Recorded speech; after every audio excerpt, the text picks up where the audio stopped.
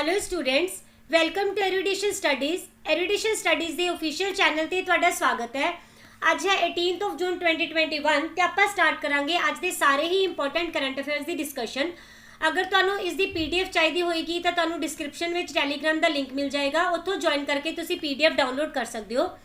ਤਾਂ ਸਟਾਰਟ ਕਰਦੇ ਹਾਂ ਫਿਰ ਅੱਜ ਦਾ ਸੈਸ਼ਨ। ਫਸਟ ਕੁਐਸਚਨ ਦੇਖਦੇ ਹਾਂ, name the Indian sports person who has become the brand ambassador of a jewellery chain recently. ਇੱਥੇ ਆਪਾਂ ਉਸ ਭਾਰਤੀ ਪਲੇਅਰ ਦਾ ਨਾਮ ਦੱਸਣਾ ਹੈ ਜਿਸਨੇ ਕਿ ਹਾਲ ਹੀ ਦੇ ਵਿੱਚ ਜਿਹਨੂੰ ਇੱਕ ਜੁਐਲਰੀ ਚੇਨ ਨੇ ਆਪਣਾ ਬ੍ਰਾਂਡ ਐਂਬੈਸਡਰ ਨਿਯੁਕਤ ਕੀਤਾ ਹੈ। ਤਾਂ ਇਹ ਬਹੁਤ ਹੀ ਫੇਮਸ ਪਲੇਅਰ ਨੇ ਇੰਡੀਆ ਦੇ। ਇਹਨਾਂ ਦਾ ਨਾਮ ਹੋ ਜਾਏਗਾ ਦੁਤੀ ਚੰਦ ਜੀ। ਇਹ ਕਿਹੜੀ ਗੇਮ ਤੋਂ ਸੰਬੰਧ ਰੱਖਦੇ ਆ ਤਾਂ ਇਹ ਹੋ ਜਾਣਗੇ ਸਪ੍ਰਿੰਟਰ। ਤੁਸੀਂ ਕਦੀ ਵੀ ਜਦੋਂ ਵੀ ਕਿਸੇ ਵੀ ਸਪੋਰਟਸ ਪਰਸਨ ਦੇ ਬਾਰੇ ਦੇ ਵਿੱਚ ਪੜ੍ਹੋ ਤਾਂ ਤੁਸੀਂ ਇਹ ਜ਼ਰੂਰ ਦੇਖ ਲਿਆ ਕਰੋ ਕਿ ਇਹ ਕਿਹੜੀ ਫੀਲਡ ਨਾਲ ਬਿਲੋਂਗ ਕਰਦੇ ਆ, ਕਿਉਂਕਿ ਇਸ ਦੇ ਬਾਰੇ ਦੇ ਵਿੱਚ ਵੀ ਕੁਐਸਚਨਸ ਆਉਂਦੇ ਆ ਪੇਪਰ ਦੇ ਵਿੱਚ। ਓਕੇ, ਔਰ ਇਹ 100 ਮੀਟਰ ਦੇ ਇਵੈਂਟ ਦੇ ਵਿੱਚ ਪਾਰਟਿਸਿਪੇਟ ਕਰਦੇ ਨੇ। ਇਹਨਾਂ ਨੂੰ ਕਿਹੜੀ ਜੁਐਲਰੀ ਚੇਨ ਨੇ ਆਪਣਾ ਬ੍ਰਾਂਡ ਐਂਬੈਸਡਰ ਬਣਾਇਆ ਹੈ? ਇਸ ਦਾ ਨਾਮ ਹੋ ਜਾਏਗਾ ਸੈਂਕੋ गोल्ड एंड डायमंड्स। ठीक है, और ये काफ़ी पुरानी जो है चेन है और ये कितने साल पुरानी है? 85 ईयर्स ओल्ड। ओके, अगर आप गल करते हैं दुती चंद जी की तो इन्हों के नाम के उपर काफ़ी ज़्यादा रिकॉर्ड ने 100 मीटर के विच, जिहदे करके इंडिया का नाम इन्होंने पूरे वर्ल्ड के विच लैके आंदा है। ठीक है, देखो एक तो ये नैशनल चैंपीयन हो जाएंगे करंट किंदे विच विमेन दे 100 मीटर इवेंट दे विच। और ये पहले इदां दे भारती बने सी जिन्होंने गोल्ड मैडल मिलिया 100 मीटर की रेस के किसी भी ग्लोबल कॉम्पीटिशन के विच। और इदां दे ये तीसरे इंडियन विमेन बने जिन्हों ने कि हुण तक क्वालीफाई किया आ विमेन दे 100 मीटर इवेंट के विच, किस दे लई? समर ओलंपिक्स दे गेम्स दे लई। और वो किहड़ा इवेंट सी जिहदे विच इन्होंने अपने आप नूं क्वालीफाई किया सी? तो ये सीगियां 2016 दियां रियो ओलंपिक गेम्स। और इस तो पहला 1980 ਦੇ ਵਿੱਚ ਜਦੋਂ ਮੋਸਕੋ ओलंपिक्स ਹੋਈਆਂ ਸੀ ਨਾ, ਉਦੋਂ 36 year before PT Usha ji ਨੇ ਇਹ ਵਾਲਾ ਰਿਕਾਰਡ ਬਣਾਇਆ ਸੀ ਜਦੋਂ ਇਹਨਾਂ ਨੇ 100 ਮੀਟਰ ਦੇ ਲਈ ਆਪਣੇ ਆਪ ਨੂੰ ਕੁਆਲੀਫਾਈ ਕੀਤਾ ਸੀ। ਓਕੇ, और 2016 ਦੇ ਵਿੱਚ ਜੋ ओडिशा ਦੀ ਸਟੇਟ ਗਵਰਨਮੈਂਟ ਹੈ ਇਹਨਾਂ ਨੇ ਇਹਨਾਂ ਨੂੰ ਅਸਿਸਟੈਂਟ ਮੈਨੇਜਰ ਬਣਾਇਆ ओडिशा ਮਾਈਨਿੰਗ ਕਾਰਪੋਰੇਸ਼ਨ ਦਾ। और 2018 ਦੇ ਵਿੱਚ ਇਹਨਾਂ ਨੇ ਸਿਲਵਰ ਮੈਡਲ ਜਿੱਤਿਆ ਸੀ ਕਿੱਥੇ? ਜਕਾਰਤਾ ਏਸ਼ੀਅਨ ਗੇਮਸ ਦੇ ਵਿੱਚ 100 ਮੀਟਰ ਦੇ ਵਿੱਚ। और इंडिया का पहला मैडल सीगा जो कि जकार्ता एशियन गेम्स के विच अज तक जितया गया। 2019 ਦੇ ਵਿੱਚ ਇਹ ਪਹਿਲੇ ਇਦਾਂ ਦੇ ਇੰਡੀਅਨ ਸਪ੍ਰਿੰਟਰ ਬਣੇ ਜਿਨ੍ਹਾਂ ਨੇ ਕਿ 골ਡ ਮੈਡਲ ਲਿਆ ਸੀ ਯੂਨੀਵਰਸਿਆਡ ਦੇ ਵਿੱਚ। ਔਰ ਇੱਥੇ ਇਹਨਾਂ ਨੇ 11.32 ਸੈਕਿੰਡਸ ਦੇ ਵਿੱਚ 100 ਮੀਟਰ ਦੀ ਰੇਸ ਨੂੰ ਕੰਪਲੀਟ ਕੀਤਾ ਸੀ। ਓਕੇ, ਯਾਨੀ ਕਿ ਇਹਨਾਂ ਦੇ ਨਾਮ ਤੇ ਕਾਫੀ ਸਾਰੇ ਰਿਕਾਰਡਸ ਨੇ। और ये ਤੁਹਾਨੂੰ ਲਿਸਟ ਦਿੱਤੀ ਗਈ ਹੈ ਕੁਝ ਸਪੋਰਟਸ ਪਰਸਨ ਦੀ ਜਿਨ੍ਹਾਂ ਨੂੰ ਕਿ ਅਲੱਗ-ਅਲੱਗ ਜਗ੍ਹਾ ਤੇ ਬ੍ਰਾਂਡ ਐਂਬੈਸਡਰ ਬਣਾਇਆ ਗਿਆ। ਇਹਦੇ ਵਿੱਚੋਂ ਕੁਝ ਬਹੁਤ ਜ਼ਿਆਦਾ ਇੰਪੋਰਟੈਂਟ ਨੇ, ਆਪਾਂ ਡਿਸਕਸ ਕਰ ਲੈਂਦੇ ਹਾਂ। विराट कोहली जी ਨੂੰ बनाया गया वीवो का ब्रांड एंबेसडर और इन्हों के नाल ही आमिर खान एंड सारा अली भी वीवो के हो जाएंगे। पीवी सिंधु ये इंपॉर्टेंट रहेंगे, इन्हों इंटरनेशनल ओलंपिक एसोसीएशन ने अपना एथलीट एंबेसडर बनाया। Okay, Ravinder Jadeja ji ASICS, Shafali Verma PepsiCo, Rohit Sharma ji को बनाया गया doctor trust and La Liga. ये जो ला लीगा है ये इंपॉर्टेंट रहेगा। दैन जो सौरव गांगुली जी है class plus, Sachin Tendulkar Paytm first game and A वाला इंपॉर्टेंट रहेगा सुरेश रैना एंड हरमनप्रीत WTF दे स्पोर्ट्स रही। ठीक है, और विराट कोहली जी नू Google Duo and Sunil Chhetri ji हो जाएंगे प्यूमा दे brand ambassador. Okay, which organisation published USR report. ਇੱਥੇ ਆਪਾਂ ਨੂੰ ਪੁੱਛਿਆ ਗਿਆ ਉਸ ਸੰਸਥਾ ਦਾ ਨਾਮ ਜੋ ਕਿ USR ਦੀ ਰਿਪੋਰਟ ਨੂੰ ਪਬਲਿਸ਼ ਕਰਦੀ ਹੈ ਔਰ ਹਾਲ ਹੀ ਦੇ ਵਿੱਚ ਇਸ ਰਿਪੋਰਟ ਨੂੰ ਲਿਆਂਦਾ ਗਿਆ। ਤਾਂ ਇਹ ਹੋ ਜਾਏਗੀ यूनेस्को। अगर आप USR की गल करते हैं तो यह हो जाएगा U मतलब यूनेस्को ही। ठीक है, S ते हो जाएगा साइंस एंड R ते हो जाएगा रिपोर्ट, यानी कि यूनेस्को साइंस रिपोर्ट है। ये यूनेस्को वालों हर 5 साल के विच एक बारी जारी की जाती है। और इस बारी जो जारी की गई सी तो इसका थीम की रखा गया सीगा? ये सी race against time for smarter development. Okay, इसनों तुसी याद रखोगे। और इस दे विच दस्सिया की जाता है कि जो साइंस है, टैक्नोलॉजी है एंड इनोवेशन है, इन्हां तिन्नां ही फील्ड दे विच किहड़ा देश किन्ना वधिया काम करता है। हर एडिशन दे विच जो इंडिया है ना उनके उपर भी एक चैप्टर नूं पब्लिश किया जाता है। और जो लेटेस्ट एडिशन आया ये विच जो इंडिया का चैप्टर है ये किन्ना ने लिखिया सी? ये लिखिया सी प्रोफैसर सुनील मानी जी ने। ओके, और ये दस्सिया की गया कि जो STI है यानी कि साइंस टैक्नोलॉजी एंड इनोवेशन के विकास किवें करना है, इहदे बारे सुझाव भी दिते गए और सिफारिशां बारे भी लिखा गया। और इस दे नाल ये भी दस्सिया गया जो इंडिया है ना हजे इंडस्ट्रीयल रेवोल्यूशन दे विच बहुत ज़्यादा दूर है, हाले बहुत काम करना बाकी है।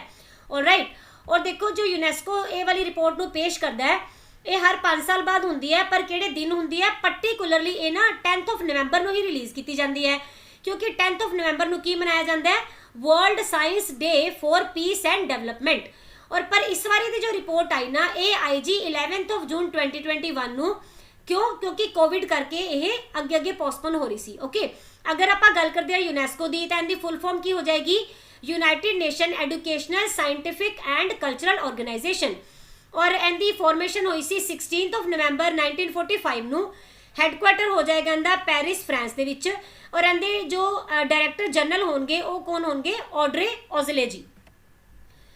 Third question, New Zealand will launch world's first wooden satellite, what is its name? ये इंपॉर्टेंट रहेगा।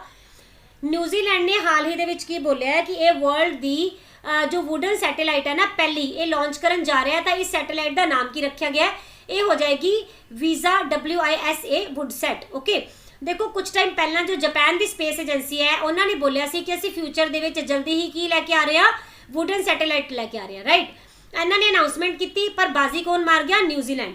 न्यूजीलैंड ने घोषणा कर दी है कि वो इसे साल के एंड दे विच ही जो लक्कड़ की सैटेलाइट है ना उन्होंने लॉन्च भी कर देंगी। ओके, और इस सैटेलाइट नूं फिनलैंड दे विच डिजाइन किया गया और उत्थे ही बनाया गया।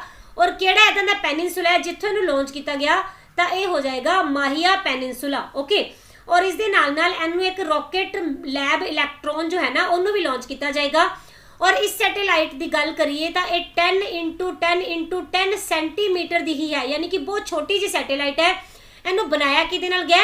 इनू बनाया गया प्लाईवुड दे नाल। ये वही वाली वुड है जिसनों अपने घरों के विच ना फर्नीचर बनाने लिए यूज़ करते हैं। ओके, और इनू लॉन्च क्यों किया जा रहा है? क्योंकि ये चाहते हैं कि असीं डेब्रिज की प्रॉब्लम नूं खत्म कर दिए, सॉल्व कर दिए।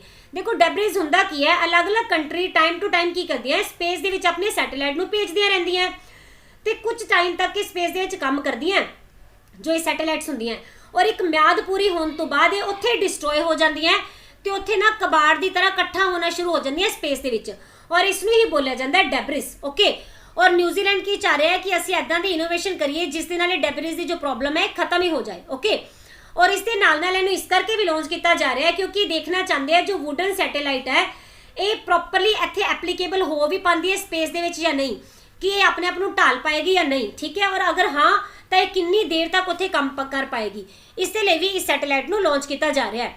अगर आप न्यूजीलैंड की गल करते हैं तो इनके मोनार्क हो जाएंगे एलिजाबैथ II, गवर्नर जनरल रहेंगे पैटसी रेड्डी जी, और प्राइम मिनिस्टर हो जाएंगे जैसिंडा एडन जिन्होंने कि दोबारा चूज किया गया इत्थे। और इत्थे दी कैपिटल किहड़ी हो जाएगी? वेलिंगटन। ये तुहानूं इत्थे न्यूजीलैंड दिख रहा होएगा। पहला आपां इहदे करंट नूं डिस्कस कर लैंदे आ। देखो पहले इदां दे भारती जिन्होंने कि न्यूजीलैंड की कैबिनेट दे विच इस बारी शामिल किया गया उन्हां दा नाम है प्रियंका राधा कृष्णन जी। और आपां कुछ दिन पहला कीती सी ओ वालियां सिटीज़ की रिपोर्ट जो कि दुनिया दे विच सब तो ज़्यादा अच्छियां सिटीज़ है किसी भी परसन दे रहण दे लई, तो उनदे विच टॉप किने कीता सी? ऑकलैंड ने, जो कि न्यूजीलैंड का ही एक शहर है। और न्यूजीलैंड पहली इदां दी कंट्री बनी जिन्हें कि क्लाइमेट चेंज के लिए एक लॉ लैके आया, और इन्हें सारे के सारे अपने फाइनैंशियल एग्रीमेंट तोड़ दिते हैं हाल ही दे विच किंदे नाल? म्यांमार दे नाल। क्योंकि तुहानूं पता होएगा म्यांमार दे विच आपां कीता सीगा कि इत्थे की शुरू हो गया वै? आर्मी रूल लागू हो गया है ना। और इस करके इसे रोस के वजों ही जो फाइनैंशियल एग्रीमेंट जिन्हें भी न्यूजीलैंड ने किए हुए सी पहला म्यांमार नाल, इन्होंने की कर दिता है? रद्द कर दिता है। ओके, और देखो ये तुहानूं न्यूजीलैंड दिख रहा होगा, इहदे दो पार्ट है अपर एंड लोअर। इहदे अपर न्यूजीलैंड एंड लोअर न्यूजीलैंड दे विच ना एक स्ट्रेट जाती है, इसका नाम की है? ये हो जाएगी कुक स्ट्रेट। ओके, ये तुसीं याद रखोगे। Britain has signed the biggest free trade deal with which country? इत्थे आपां दसने हाल ही दे विच ब्रिटेन ने एक बहुत ही वड्डी फ्री ट्रेड डील साइन की है। ये किहड़ी कंट्री दे नाल साइन की गई? ओके, तो इसका आंसर हो जाएगा ऑस्ट्रेलिया। देखो इत्थे प्रॉब्लम क्या हुई सी, जो यूके है ना इन्हें यूरोपीयन यूनीयन तो अपने आप को अलग कर दिता सी, है ना। और हुणे लगातार इदां दे कंट्रीज़ नूं देख रहा उस तो बाद ही कि जिन्हां दे नाल अपना फ्री ट्रेड एग्रीमेंट नूं साइन कर सके। और इहदी इंडिया दे नाल भी इस बारे गलबात चल रही है। अगर आपां गल करदे हां कि इन्हें जनवरी 2019 दे विच ना यूरोपीयन यूनीयन तो अपने आप को अलग कर लिया। ओके, और उस टाइम पहला इहदे विच कितनियां कंट्रीज हुंदियां सी यूरोपीयन यूनीयन विच? 28, और इसके अलग होने तो बाद हुण इत्थे कितनियां कंट्रीज हैगियां? 27। ओके, और ये वाली डील इन्नी ज़्यादा इंपॉर्टेंट क्यों हो जाती है क्योंकि ब्रैगजिट तो बाद यानी कि ब्रिटेन के एग्जिट होने तो बाद यूरोपीयन यूनियन विचों किसी भी कंट्री के नाल इनकी सब तो वड्डी ये वाली डील है जो कि इन्हें आस्ट्रेलिया के नाल कीती है। ओके, और इस दे नाल देखो तुहानूं पता होएगा आप थोड़े दिन पहला किया G7 की समिट बारे, इसनूं किन्ने करवाया सी, यूके ने करवाया सी, है ना। ताकि आस्ट्रेलिया का पार्ट है नहीं, इंडिया का पार्ट है G7 का, बट नहीं फिर भी यूके ने आस्ट्रेलिया एंड इंडिया इन्होंने दोनों ही किवें बुलाया सी, एज अ गेस्ट बुलाया सी, टोटल 4 कंट्रीज नूं। ओके, तो किस लिए किया गया क्योंकि अपना फ्रेंडली जेस्टर दिखाना चाहता है, एक्सप्रैस करना चाहता है कि असीं फ्यूचर दे विच ना तुहाडे नाल ट्रेड करना चाहते हैं, तुहाडे नाल अपने जो रिश्ते हैं वो की करना चाहते हैं, अच्छे करना चाहते हैं। ओके, अगर आप गल करिए ब्रिटेन की तो इत्थे दी कैपिटल हो जाएगी कैनबरा, मोनार्क रहणगे एलिजाबैथ II एंड इत्थे दे प्राइम मिनिस्टर हो जाएंगे स्कॉट मॉरिसन जी। ओके, हुण देखो एक चीज़ होर याद रखना तुसीं, जो आस्ट्रेलिया ना इनू भी तुसीं करंट नाल रिलेट कर सकते हो। इन्हें हाल ही दे विच जो चाइना दा BRI यानी कि आपां कीता सी ना बेल्ट एंड रोड इनिशिएटिव, इहदे विचों इन्हें आपदे आप नूं की कर लिया सी, बाहर करन दी अनाउंसमेंट कर दी सी। और इन्हें जदों BRI तो अपने आप नूं अलग किया तो इन्हें फिर किहड़ा इनिशिएटिव सी जो ज्वाइन किया, इन्हें किया सी SCRI। ये इनिशिएटिव का की है, यह है सप्लाई चेन रेजिलेंस इनिशिएटिव। ठीक है, ये की है वै एक ना ट्रायलिटरल यानी कि 3 कंट्रीज दे विच होया समझौता है। और ये किहड़ियां 3 कंट्रियां हैं जिन्हां ने कि SCRI नूं अपने इंप्लीमेंट किया होया है, साइन किया है। ये है इंडिया, जापान एंड आस्ट्रेलिया। और ये तहत ये डिसाइड किया गया कि चाहे कुछ भी हो जाए, किदां दे भी हालात क्यों ना आ जान, पर ये तीनों देश जो है एक दूसरे के नाल समान की सप्लाई नूं कदी भी बंद नहीं करनगे। ठीक है, और इनकी शुरुआत की गई ताकि चाइना के उपर डिपेंडेंसी नूं की किया जा सके, खत्म किया जा सके। और पहली बारी SCRI इनिशिएटिव नूं किन्ने प्रपोज किया सी, तां यह किया गया सी जापान वालों। ओके, ये भी इंपॉर्टेंट रहेगा, तुसीं इहनूं याद रखना क्योंकि इंडिया भी एदा मैंबर है। Yes, first case of green fungus has found in India in which city. आपां इत्थे दसना है कि इंडिया दे विच ना हाल ही दे विच ग्रीन फंगस यानी हरी फंगस का एक नवा जो केस मिले। ठीक है, और ये पहला केस केड़ी सिटी दे विच मिले, तो इसका आंसर हो जाएगा इंदौर। इंदौर कित्थों का शहर है, ये हो जाएगा मध्य प्रदेश का। ओके, देखो आपां नूं पता ही है कि पहला आया सीगा ब्लैक फंगस, फिर वाइट फंगस, फिर येलो फंगस, और इनके उपर बहुत ज़्यादा मीम्स भी बने हैं ना। लोगों ने कहना शुरू कर दिया सॉरी जी हाले साडा फेवरेट कलर नहीं आया, है ना। और लगता है कि शायद इन्हों की दुआ पूरी हो गई है और हुण की आ गया मैं ग्रीन फंगस आ गया। ओके, जो कि इंडिया के लिए बिल्कुल भी अच्छी गल नहीं है। ओके, और देखो ये कित्थे मिलिया आ, इंदौर दे विच इहदा फर्स्ट केस आया है। अगर आप इंदौर दे विच करंट अफेयर्स देखिए तो एक क्लीनेस्ट सिटी का तमगा इन्हें हासिल किया जदों स्वच्छ भारत की रिपोर्ट आई सी, उहदे विच इन्हें टॉप किया।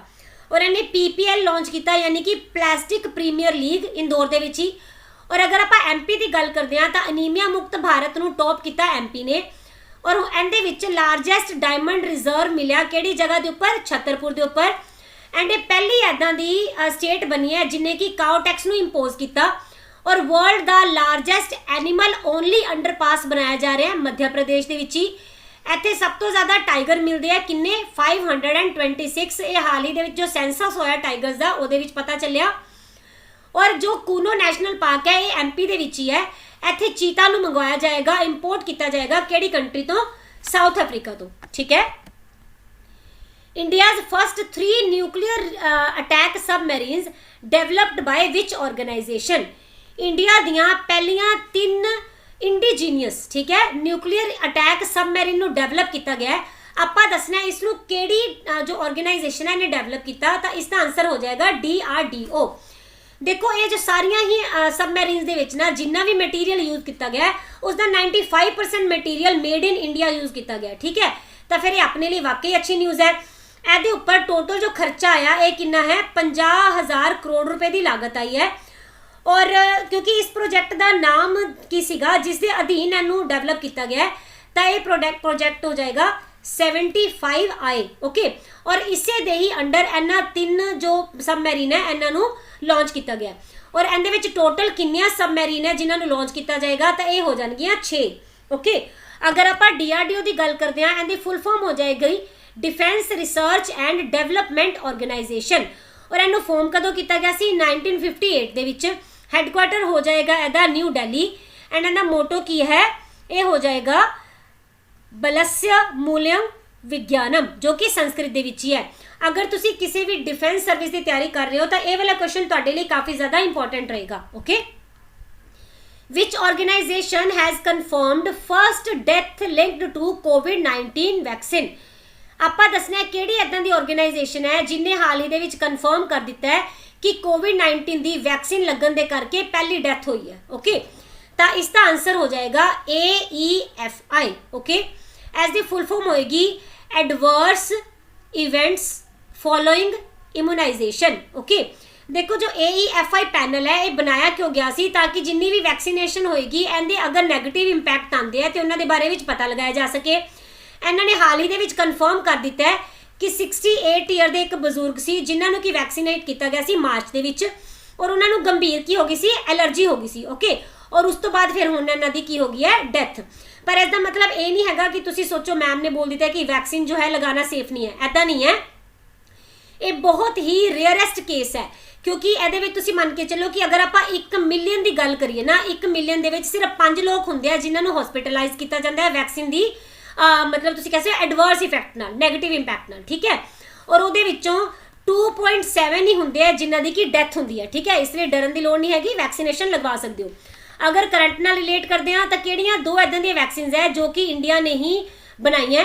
पहली हो जाएगी कोविशील्ड, इनू डेवलप किया गया सीरम इंस्टीट्यूट वालों और इनका हैडक्वार्टर कित्थे हो जाएगा पुणे विच। एंड जो कोवैक्सीन है ये दूसरी है जो कि इंडिजीनियस है, इनू डेवलप किया गया भारत बायोटेक वालों जो कि हैदराबाद दे विच ही इनका हैडक्वार्टर है।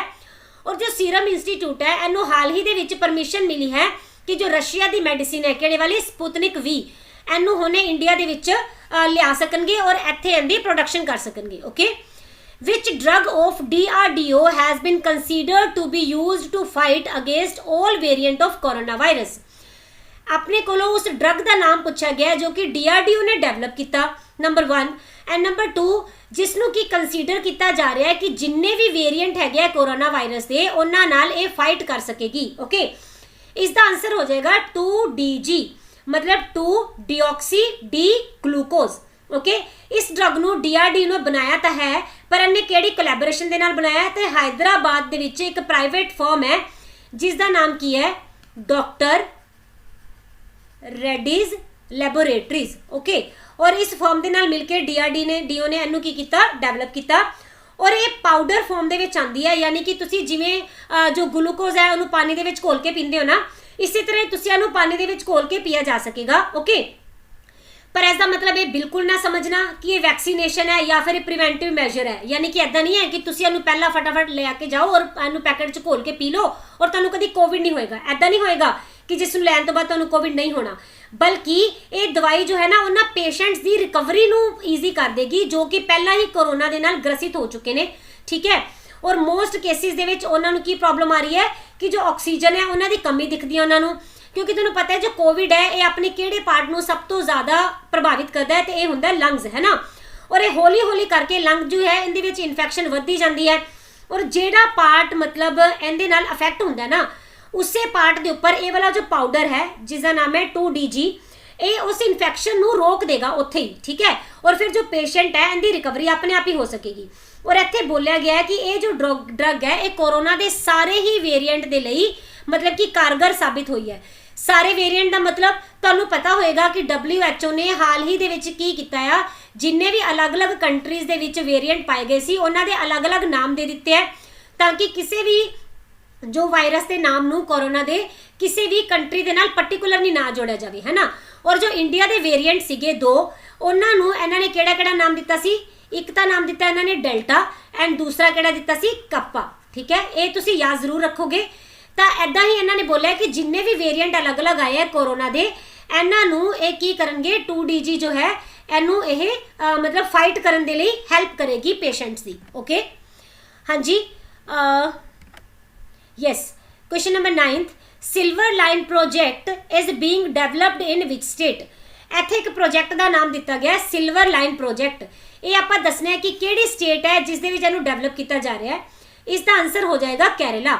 देखो एक रेलवे प्रोजेक्ट है जिस दे नाल कि नॉर्थ केरला नूं ना जोड़िया जाएगा किदे नाल, साउथ केरला दे नाल। ओके, और ये आपस दे विच जुड़नगे तो ओबवियसली फिर जिहड़ा रस्ता हैगा बहुत ज़्यादा छोटा हो जाएगा, जिहदे नाल कि आराम दे नाल इहदा जो इस टाइम 12 घंटे लगते हैं ना जिहड़े सफ़र दे विच, उहदे विच सिर्फ किन्ने लग्या करनगे, 4 घंटे लग्या करनगे। ओके, और ये एक semi high speed railway project है जिस दे विच कि लोकां नूं एक एंड तो लैके केरला दे दूजे एंड का जो टाइम है ना सफ़र करन दा बहुत ज़्यादा घट लग्या करेगा।